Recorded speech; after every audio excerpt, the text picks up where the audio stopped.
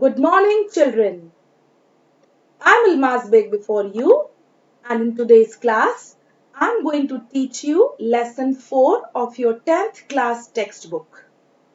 कक्षा 10 की text book जिसका नाम है द स्प्रिंग ब्लॉसम। आज इसका हम लेसन 4 जिसका नाम है चिल्ड्रन, जो कि एक बहुत ही सुंदर शॉर्ट पोयम है, इसको स्टडी करेंगे। बच्चों, लास्ट क्लासेस में हम क्लास 10th के 3 लेसन्स अच्छी तरह स्टडी कर चुके हैं। उम्मीद करती हूँ कि सभी बच्चों ने अपनी अपनी नोटबुक में लेसन से संबंधित नोट्स बनाकर अपने अपने स्कूल के व्हाट्सएप ग्रुप में अपने सब्जेक्ट टीचर्स को पोस्ट किए होंगे। जहां कहीं भी आपको डाउट्स हो, आप अपने अपने स्कूल ग्रुप्स में सब्जेक्ट टीचर्स को कंसल्ट करके उन डाउट्स को क्लियर कर सकते हैं। आपके स्क्रीन पर है क्लास 10th लेसन 4 जिसका नाम है चिल्ड्रन। इसको आज हम पढ़ेंगे। Let's begin. आगे बढ़ते हैं।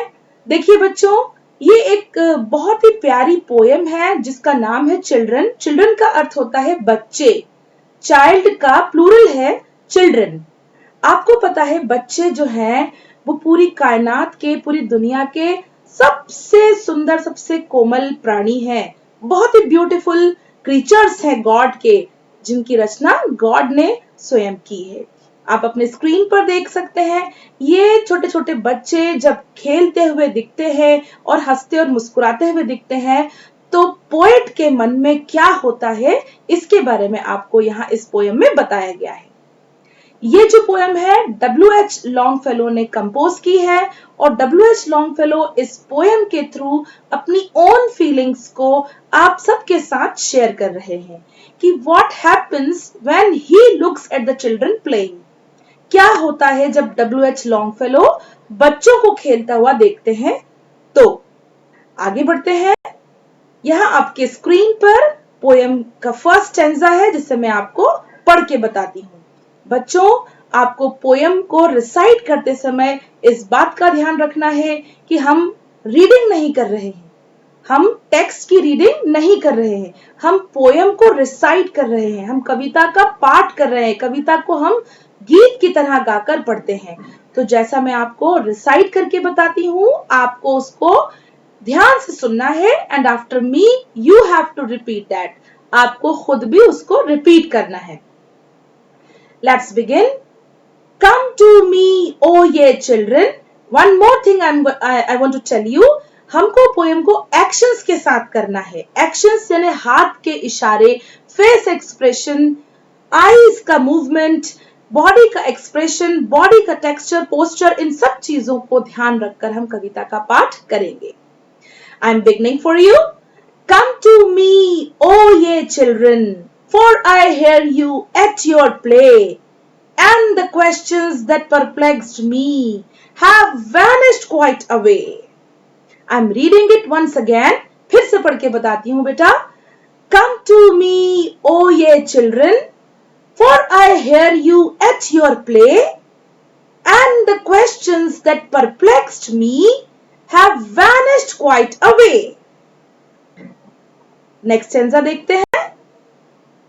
Yea, open the western window that look towards the sun, where thoughts are singing swallows and the brooks of morning run. Next stanza देखते हैं। In your hearts, in your hearts, the birds and sunshine, in your thoughts the brooklets flow, but in mine the wind of autumn and the first fall of snow.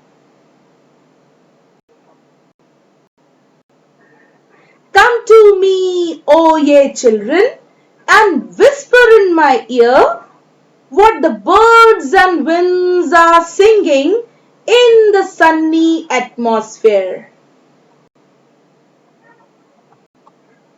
For what are all our contrivings and the wisdom of our books when compared with your caresses and the gladness of the books?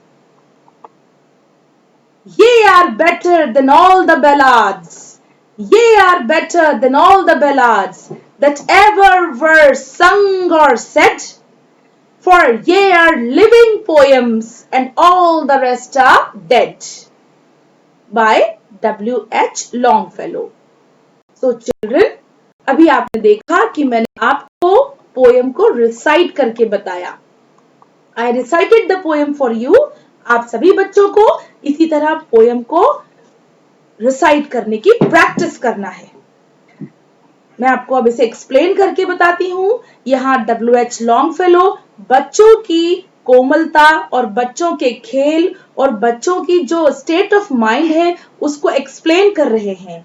वो कह रहे हैं, come to me ओ ये children. ये ओ ये का मतलब है यू. यू यानी तुम. यहाँ पर तुम का प्रयोग बच्चों के लिए किया गया है.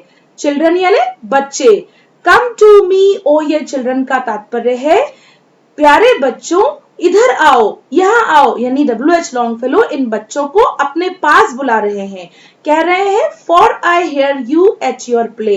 कि यू, आई यहाँ पर आया है W.H. लॉन्गफेलो के लिए, पोएट के लिए. पोएट कह रहे हैं, I hear you at your play. मैं तुम्हें सुन सकता हूं कि तुम खेल रहे हो. जब तुम खेलते हो तो मैं सुनता हूं कि तुम कितने मग्न हो अपने खेलों में. And the questions that perplexed me. यहाँ पर W.H. लॉन्गफेलो कहते हैं कि मैं जब तुम्हें देखता हूं तो जो क्वेश्चंस हैं, क्वेश्चंस यानी जो पोएट के माइंड में जो टेंशंस हैं, जो चिंताएं हैं, परप्लेक्स्ड जो उसको, मी यहाँ आया है पोएट के लिए, जो पोएट को परेशान करती हैं चिंताएं, हैव वैनिश्ड क्वाइट अवे.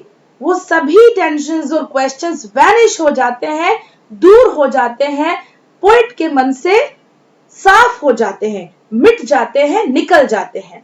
कहने का तात्पर्य है, when the poet looks at the children, जब कभी बच्चों को देखता है, all his tensions go away. उसके सारे टेंशन, सारी फिक्रें जो है वो दूर हो जाती हैं. यानी बच्चों की प्रशंसा की गई है, बताया गया है कि बच्चे कितनी प्यारी चीज हैं. उन्हें देखकर हम अपने जीवन के सारे दुखों और चिंताओं को भूल जाते हैं.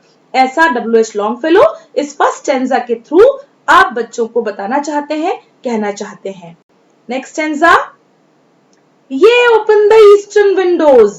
जब पोएट बच्चों की तारीफ करते हैं और फिर बताते हैं कि ये जो ईस्टर्न विंडोज हैं, विंडोज यानी खिड़कियां, खिड़की के जो दो पार्ट होते हैं वो प्लूरल है. देखिए विंडो में एस लगा हुआ है. ईस्टर्न विंडो, तो जो विंडो है वो ईस्टर्न डायरेक्शन में खुलती है. ईस्ट का मतलब होता है पूर्वी दिशा. खिड़की जो है वो ओपन यानी खुलना. ये जो खिड़की है ये पूर्वी दिशा में खुलती है. दैट लुक्स टुवर्ड्स द सन, और जो कि सन यानी सूर्य, सूरज की ओर खुल रही है. टुवर्ड्स द सन, सूरज की तरफ खुलती हुई दिखाई देती है. Where thoughts are singing swallows.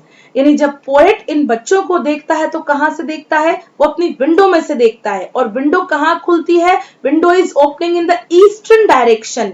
Window पूर्वी दिशा में खुल रही है. वहां पर और उसे क्या क्या दिखता है, वहां पर उसे सन दिखता है, सनशाइन दिखती है. और क्या दिखता है, where thoughts are singing swallows.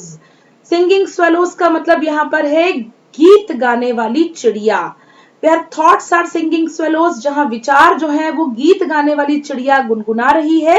And the Brooks of morning run, और जो दृश्य विंडो में से दिखाई दे रहा है वहां पे मॉर्निंग ब्रूक्स, मॉर्निंग का मतलब होता है प्रातः की, सुबह की. ब्रूक्स यानी छोटी छोटी झीलें. सुबह के समय पर्वतों से छोटी छोटी झीलें जो हैं उनमें वाटर जो है वो फ्लो होने लगता है. तो ये सारा जो दृश्य है, ये जो लुक्स है, ये सब पोएट को दिखाई देता है. ये open the eastern windows that looks toward the sun, where thoughts are singing swallows and brooks of morning run. अब मैं आपको यहाँ पर सिंगिंग स्वेलोज के लिए एक पक्षी है, एक चिड़िया है जिसे हम हिंदी में अबाबील कहते हैं. वो एक ची ची करके गीत गाती है.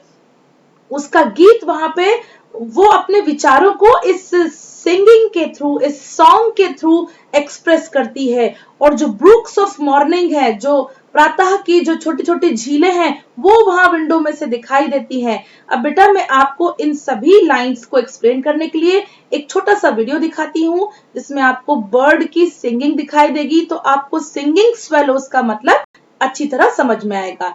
You can C in this picture, you can see the window. First picture is of window.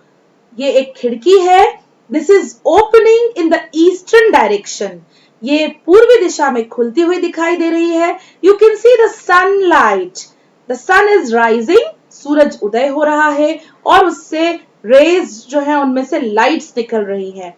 And you can also see the birds flying in the sky, और यहाँ पक्षी जो है वो आकाश में उड़ते हुए दिखाई दे रहे हैं। So this is the scene from where the poet is looking towards the children. यह वह दृश्य है, यहां से पोएट बच्चों को खेलता हुआ देख रहा है।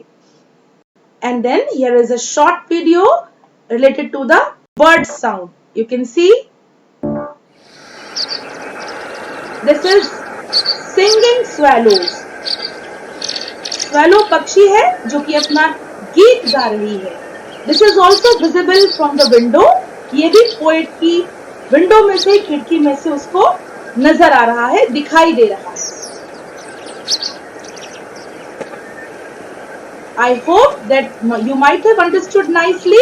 आपको बहुत अच्छी तरह समझ में आया होगा through these pictures.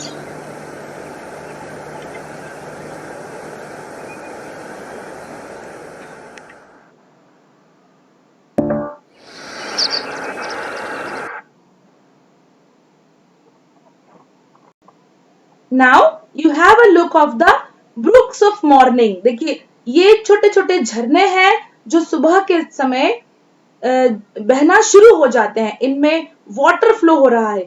So all these pictures are, all these sceneries are visible from the window. खिड़की में से ये सारे दृश्य पोएट को नजर आ रहे हैं।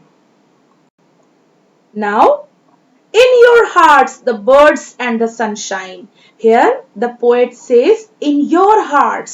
Your hearts means in children's heart. बच्चों के हृदय में। What is there in the heart of children? There are the birds. Birds यानी पक्षी। यहाँ पर आपको क्वेश्चन भी पूछा गया है, What is there in the hearts of children? बच्चों के हृदय में क्या है? You can write from the line, In the hearts of children there are birds and sunshine.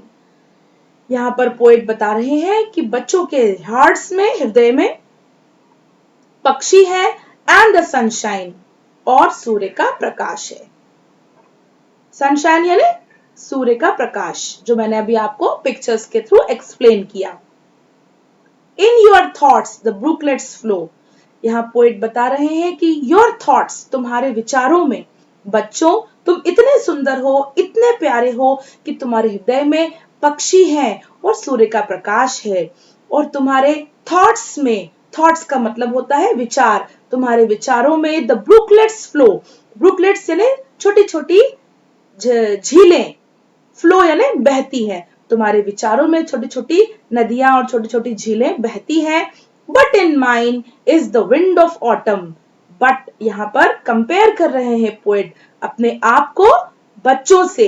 पहले बच्चों के स्टेट ऑफ माइंड और हार्ट की बात उन्होंने बताई कि what is there in the hearts of children and what is there in the thoughts of children. बच्चों के हार्ट्स में क्या है? There are birds and sunshine. And what is there in the thoughts of children? In the thoughts of children there are the brooklets flow. वहां पर brooklets हैं, छोटी छोटी नदियां और झीलें और झरने हैं। But in mine, लेकिन मेरे मन में is the wind of autumn. मेरे मन में, मेरे हृदय में क्या है? ऑटम। ऑटम कहते हैं पतझड़ के मौसम को। यहाँ पर चित्र के माध्यम से आपको दिखाया गया है बच्चों। यहाँ पर देखिए, you can see in the picture, here are some trees and the leaves from the trees are falling down. पेड़ों पे से पत्तियां जो है वो झड़ के नीचे गिर रही हैं। ऑटम ऐसा मौसम होता है जिसमें पेड़ जो है वो पत्तियों को शेड कर देते हैं, गिरा देते हैं। धूप की तेजी के कारण पेड़ों पर लगे पत्ते पीले पड़ जाते हैं और वे झड़ने लगते हैं। इस मौसम को हम अपने देश में पतझड़ का मौसम कहते हैं। पतझड़ का मौसम इंग्लिश में से हम ऑटम का सीजन कहते हैं। AUTUMN autumn. तो poet compares his heart with the children. Poet अपना हार्ट, अपना हृदय बच्चों के हृदय से कंपेयर करता है और कहता है कि बच्चे तो बहुत ही अच्छे हैं, उनके मन में पक्षी हैं और सूर्य का प्रकाश है, लेकिन मेरे मन में, मेरे हृदय के अंदर विंड ऑफ ऑटम है, पतझड़ की हवा है। पतझड़ की हवा कैसी होती है? जब वो चलती है तो पेड़ों से सारे पत्ते झड़ के नीचे गिर जाते हैं, और जो अच्छा प्रतीक नहीं है। And the first fall of snow, और क्या है? और पोएट आगे कहते हैं कि मेरे मन में, मेरे हृदय में first fall of snow, first कहते हैं पहले, और फॉल यानी गिरना, और स्नो कहते हैं बर्फ को। बर्फ जब पहली बार गिरती है तो वहां जहां भी गिरती है वहां के लोग, वहां के एनिमल्स, वहां का वेजिटेशन उसका आदि नहीं होता है, तो उससे काफी हार्म होता है, काफी नुकसान होता है और बीमारियां होती हैं। तो यहाँ पर पोएट अपने आप को कंपेयर कर रहा है विंड ऑफ ऑटम से और फर्स्ट फॉल ऑफ स्नो से। Now go to the picture and try to understand this. You can see the snow over the mountains and the trees. यहाँ पर आप बर्फ देख सकते हैं पेड़ों के ऊपर, that is the first fall of snow.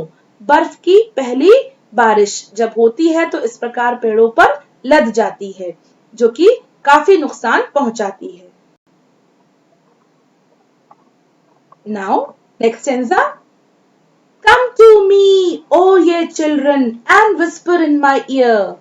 In this stanza, the poet says, बच्चों को फिर कहते हैं, हे प्यारे बच्चों, मेरे पास आओ और आकर मेरे ईयर मतलब कान, मेरे कान में धीरे से फुसफुसाओ, धीरे से कहो, धीरे से बताओ, what the birds and the winds are singing, कि तुम्हारे मन में, तुम्हारे हृदय में जो ये बर्ड्स हैं, ये बर्ड्स और ये जो विंड है, हवा है, ये क्या बुदबुदा के जाती है।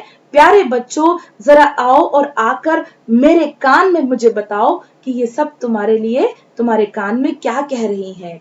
इन योर सन्नी एटमॉस्फेयर, ये जो वातावरण है सूर्य के प्रकाश से भरा हुआ, इस सन्नी एटमॉस्फेयर में these birds and the wind, what are they saying to you? Please come to me and whisper in my ear. मेरे पास आओ और जरा मुझसे शेयर करो, मुझे बताओ कि ये बर्ड्स और ये विंड तुमसे क्या कहती है। Now next stanza. For what are all our contrivings and the wisdom of our books? यहाँ पर contriving का अर्थ है उपाय करना, आविष्कार करना। For what are all our contrivings? हमारे पोएट अब कह रहे हैं कि हमारे सारे उपाय, सारे आविष्कार, वो किस लिए? For what? किस वजह से, किस वास्ते? And the wisdom of our books, और ये जो इतनी मोटी मोटी किताबें, बुक्स हम स्टडी करते हैं और इससे जो विजडम, जो नॉलेज, जो ज्ञान हमें मिलता है, ये सब किस लिए? For what are all these things when compared with our caresses, और जब इनको कंपेयर किया जाता है, कंपेयर करना यानी तुलना करना, विथ योर केयर्सेस, योर का मतलब है यहाँ चिल्ड्रन से, बच्चों से, जब इन कंट्राइविंग्स को, इन आविष्कारों को, इन मेहनतों को और इन बुक्स से मिलने वाले ज्ञान को, विजडम को जब कंपेयर किया जाता है तुम्हारे कोमल टच से, तुम्हारे केयर्सेस से, and the gladness of your looks, और जो तुम्हारा लुक है, जो तुम्हारे चेहरे हैं मुस्कुराते हुए, खिलखिलाते हुए, इन ग्लैडनेस का मतलब होता है मुस्कुराना, और लुक्स यानी चेहरे की मुस्कुराहट से, और इन जब इसको कंपेयर किया जाता है तो ये सब बेकार है, कुछ नहीं है इसके आगे, इसके आगे कुछ नहीं है। You are the better than all the ballads. Last वाले स्टेंजा को, इस सेकेंड लास्ट स्टेंजा को लास्ट स्टेंजा से जोड़ते हुए W.H. लॉन्गफेलो कहना चाहते हैं कि you are better than all the ballads, और तुम ही हो बच्चों, तुम ही हो प्यारे children, better than all the ballads. आज तक जितने भी ballads, जितने भी गीत गाए गए हैं, ballad का मतलब होता है गीत, जितने भी गीत कंपोज किए गए हैं वो सब बेकार है। You are better than all, तुम इन सबसे अच्छे हो, तुम इन कंट्राइविंग से, तुम इन बुक्स के विजडम से, और तुम इन बैलाड्स से, all these things, you are only the better thing, तुम ही हो जो इन सबसे अच्छे हो। दैट एवर वर संग और सेड, ये जो बैलाड्स अभी तक संग यानी गाए गए और कहे गए हैं, you are better than all, तुम इन सबसे अच्छे हो। For ye are living poems because तुम, ये का मतलब यहाँ पर यू से है, यू यानी चिल्ड्रन, बच्चे। For you are living poems, क्योंकि तुम जो हो वो जीती जागती कविता हो। तुमको देखकर अपने आप मन से कविताएं जो है वो कंपोज होने लगती हैं, पोएम्स की कंपोजिशन पोएट शुरू कर देते हैं। And all the rest are dead, और बाकी सारी चीजें जो है वो डेड है, वो मृत है, निर्जीव है, उनमें जीवन नहीं है। तो बच्चों आपने देखा कि through the poem W.H. Longfellow is expressing his feelings towards the children. W.H. Longfellow अपनी फीलिंग्स को बच्चों के लिए एक्सप्रेस कर रहे हैं, व्यक्त कर रहे हैं, बता रहे हैं। और लास्ट स्टेंजा में तो उन्होंने कह ही डाला कि all the wisdom of the books is nothing, it only children are the better. बच्चे जो है वो उससे अच्छे हैं। Ballads are nothing and the contrivings are nothing. Only the thing which is good is children. केवल बच्चे ही हैं जो सब कुछ हैं, जो कि लिविंग पोएम्स हैं, जीती जागती कविताओं के एग्जाम्पल्स हैं। And rest of the things are dead, बाकी सभी चीजें जो है वो डेड है, सोई हुई है, मृत है, निर्जीव है। केवल बच्चे ही हैं जो पोएट के दुख को दूर कर सकते हैं।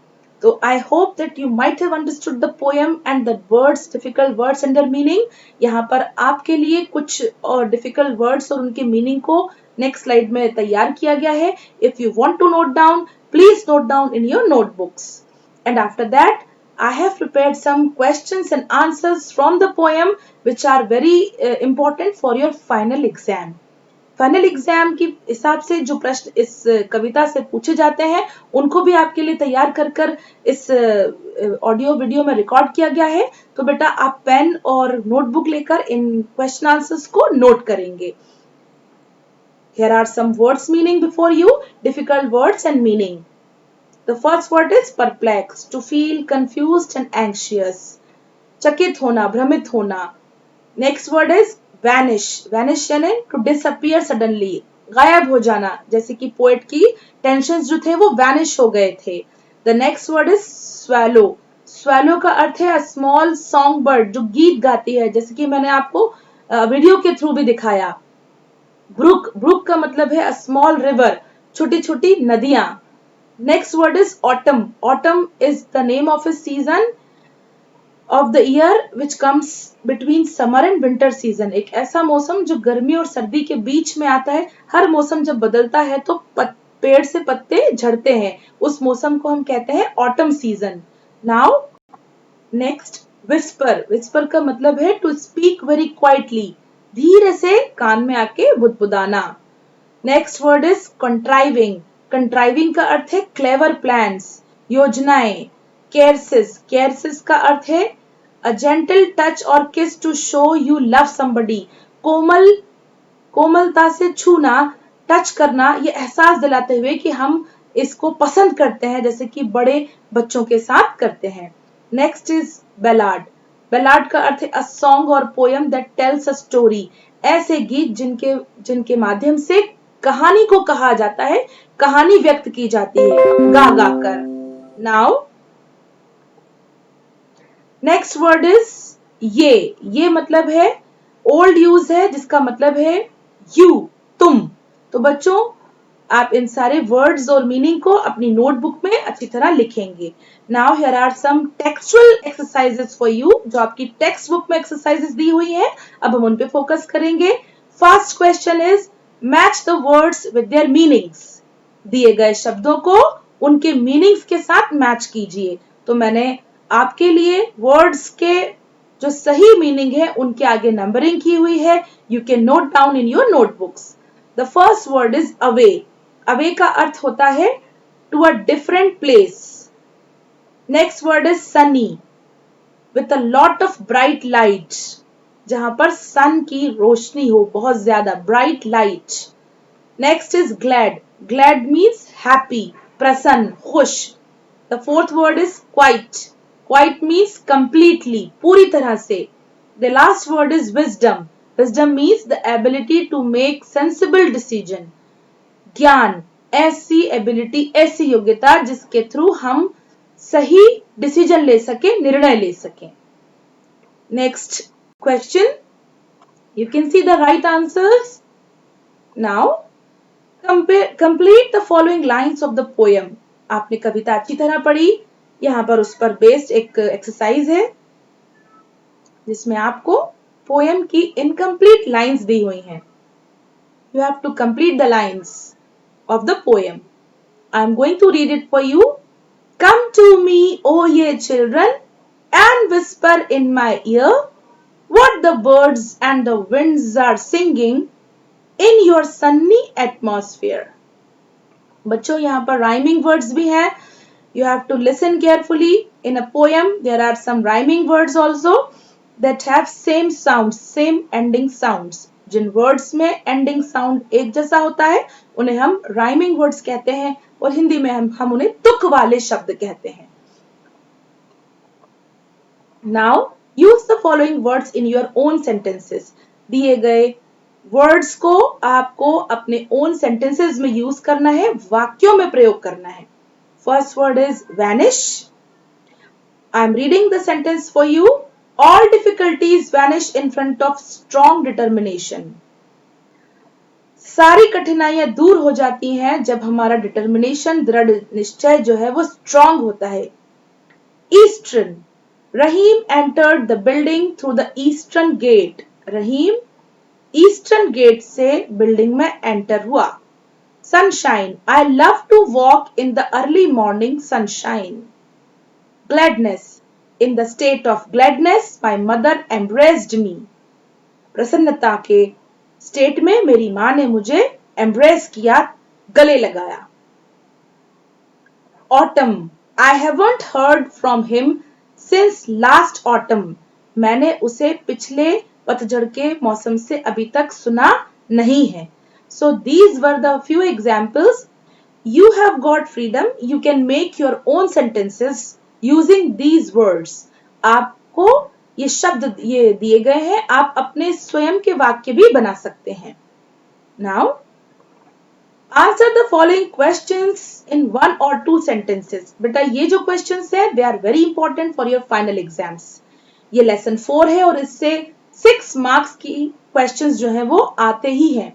For one question comes and of 3 marks, extract of the poem also come in the board exam. So you have to listen carefully and then you have to note it down in your notebooks. First question is before you. What happens when the poet looks at the children playing? What happens when the poet looks? क्या होता है जब poet looks यानी देखता है at the children playing, बच्चों को खेलते हुए. आपको पता है बच्चे खिड़की में जब वो झांकता है तो खेलते हुए दिख रहे हैं. When the poet looks at the children playing, all the questions that made him anxious and confused disappear. जितने भी क्वेश्चंस पोएट के मन में है और वो सब क्या हो जाते हैं, जो उसे एंग्शियस और कंफ्यूज कर देते हैं, वो सब डिसअपियर हो जाते हैं, गायब हो जाते हैं. Next question. Where do the windows open? This is most important question for your final exam. Where do the windows open? Windows यानी खिड़की कहाँ खुलती है? Your answer is windows open towards the east. खिड़की पूर्व की तरफ खुलती है, where the sun rises, जहां पर सूर्य उदय होता है. Next question is, what lies in the hearts of children? बच्चों के दिल में क्या है? What lies in the hearts of children? In the hearts of children there are birds and sunshine. In the hearts of children there are birds and sunshine. बच्चों के दिल में चिड़िए हैं, पक्षी हैं और सूर्य का प्रकाश है. Next question. What does the poet compare with the caresses of the children and their looks?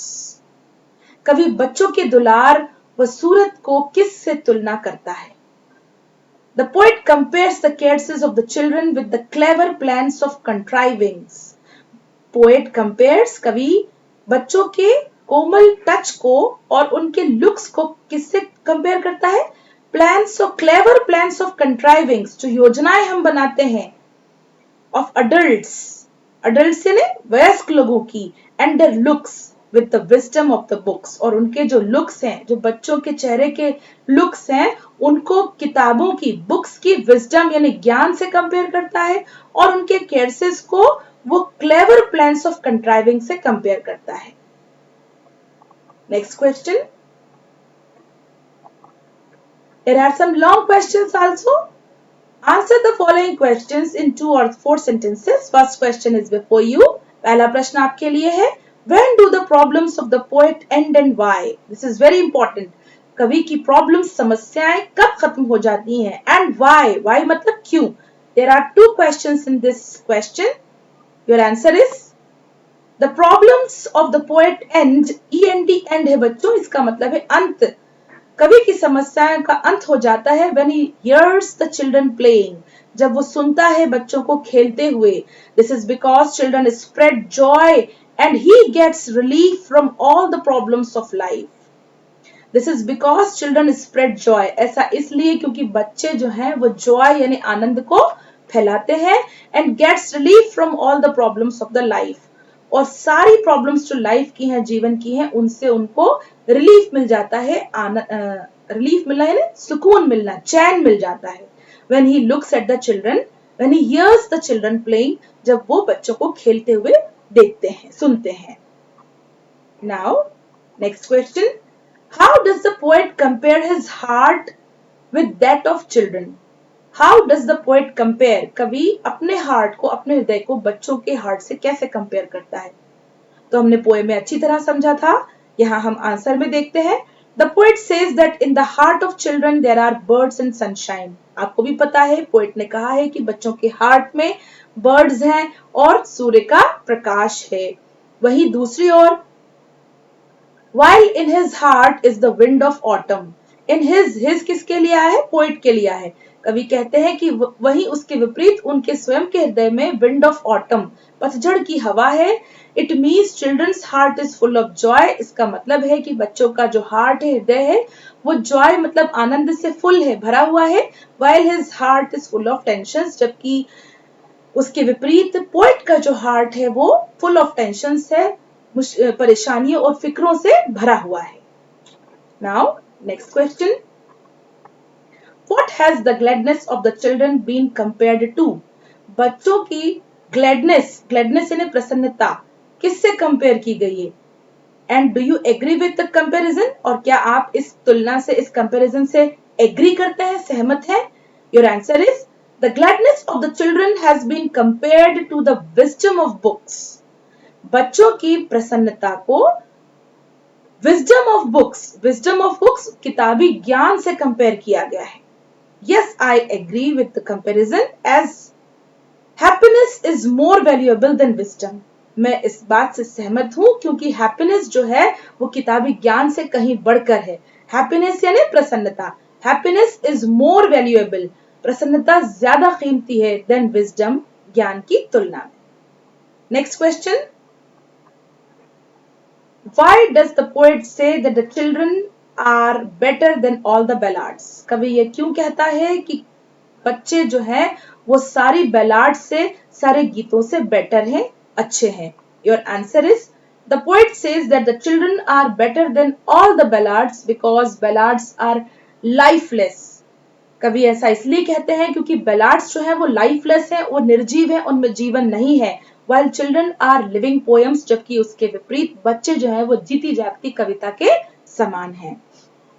तो बच्चों, I hope that you might have understood the poem nicely. आपने कविता को अच्छी तरह समझा होगा. फिर भी आप अपने खुद के नोट्स बनाइए, नोटबुक में लिखिए, प्रश्न उत्तर को लिखिए और आपके स्कूल में जो व्हाट्सएप ग्रुप बनाए गए हैं उन व्हाट्सएप ग्रुप्स में आपके सब्जेक्ट टीचर्स को आपके नोट्स बनाकर उनको चेक करवाइए. आपके सब्जेक्ट टीचर्स आपके नोट्स को चेक करेंगे और आपको if you need any further guidance you can ask your class teachers और subject teachers in your WhatsApp group. I hope you might have understood. In our next video we will meet again. Till then, goodbye.